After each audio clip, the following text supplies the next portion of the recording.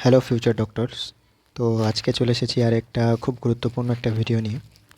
তো তোমরা অনেকে জানতে চাইছিলে যে সেমি গভর্নমেন্ট যেসব কলেজগুলো আছে, ঠিক আছে, যে বা প্রাইভেট যেসব কলেজগুলো আছে সেইখানে ফিজ কেমন থাকে, ফিজ স্ট্রাকচার। তো আজকে টপিকটা সেটাই। তো দেখো এখানে আমি কয়েক যে টপিকগুলো, যে কলেজগুলো আছে, তো কোনো কলেজের কিন্তু সব কলেজের ফিস কিন্তু সেম নয়। কিছু কিছু কলেজের ফিস সেম, কিছু কিছু কলেজের ফিস আবার আলাদা। তো আমি কয়েকটা ক্যাটাগরিতে ভাগ করেছি, টোটাল 5খানা ক্যাটাগরি। তো আমি একটা ক্যাটাগরি নিয়ে আলোচনা করব।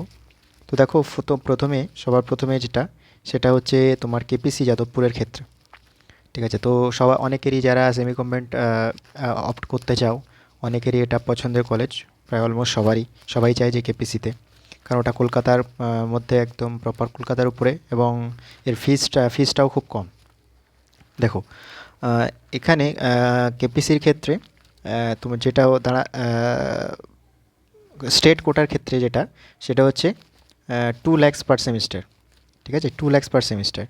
তো টোটাল 9টা সেমিস্টার হয়। ওকে, টোটাল 9টা সেমিস্টার, টোটাল এমবিবিএসের 4.5 বছরের টোটাল 9টা সেমিস্টার দিতে হয়।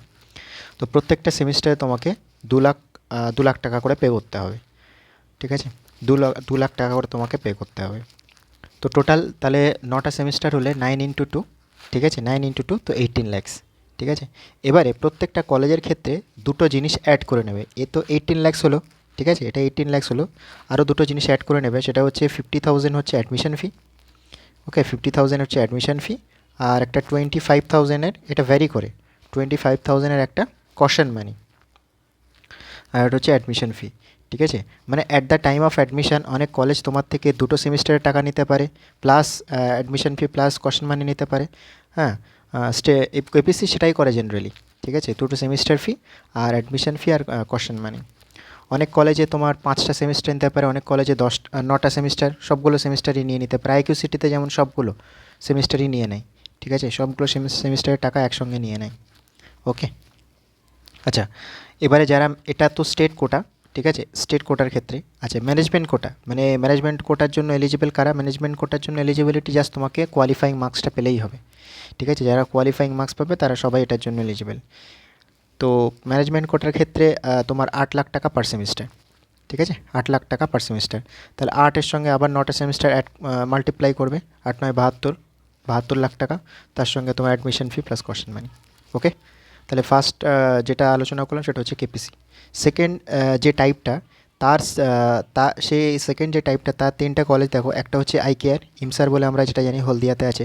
আর একটা হচ্ছে শান্তিনিকেতন, আর একটা হচ্ছে জেএমএন নদিয়া চাকদা যেটাতে আছে, ঠিক আছে। এর ফিসটা আবার একটু বেশি, ঠিক আছে, এর ফিস হচ্ছে তোমার 2.5 লাখ টাকা পার সেমিস্টার, ঠিক আছে। আচ্ছা, ম্যানেজমেন্ট কোটার ক্ষেত্রে তোমার 9.5 লাখ টাকা পার সেমিস্টার, এটার ফিসটা একটু বেশি।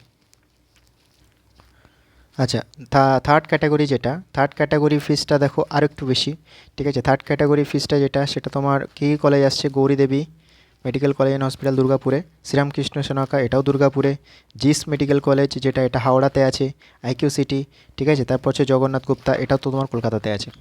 এই কলেজটাও তোমার কলকাতাতে আছে, ঠিক আছে, এই কলেজটাও তোমার কলকাতাতে আছে। তো এই কলেজটা কলকাতাতে আছে। এই টোটাল 5টা কলেজের ফিস, স্টেট কোটার ফিস হচ্ছে তোমার 2.74 lakhs পার সেমিস্টার, ঠিক আছে। আচ্ছা, ম্যানেজমেন্ট কোটার এখানে একটু ভ্যারি করছে। ম্যানেজমেন্ট কোটার ক্ষেত্রে এক্সেপ্ট জিস, ওকে, এক্সেপ্ট জিস, তোমার জিস বাদে বাকি যে কলেজগুলো আছে তাদের ফিস হচ্ছে তোমার 10.94 lakhs, ওকে, 10.94 lakhs পার সেমিস্টার।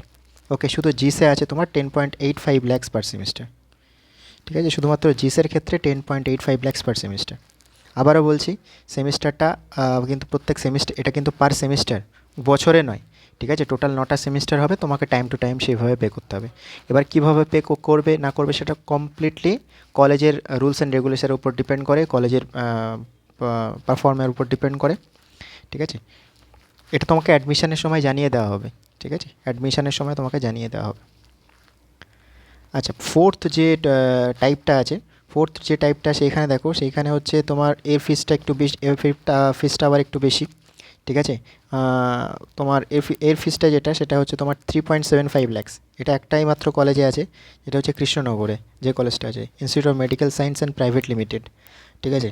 আচ্ছা, 3.75 lakhs পার সেমিস্টার। ম্যানেজমেন্ট কোটাতে কী আছে? ম্যানেজমেন্ট কোটাতে 10 lakhs পার সেমিস্টার।